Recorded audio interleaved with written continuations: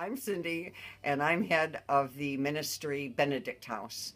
Benedict House is a house that was built specifically to house homeless men. It's almost always full, and a lot of churches got together, and each church takes 1 week during the year and brings dinner.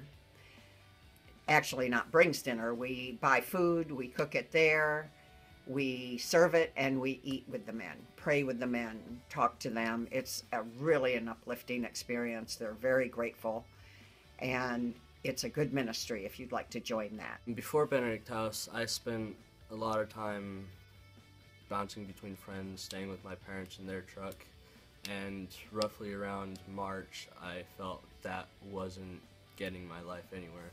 So I, originally hearing about the Benedict House a few years before, got connected with them, and within a day I was already in.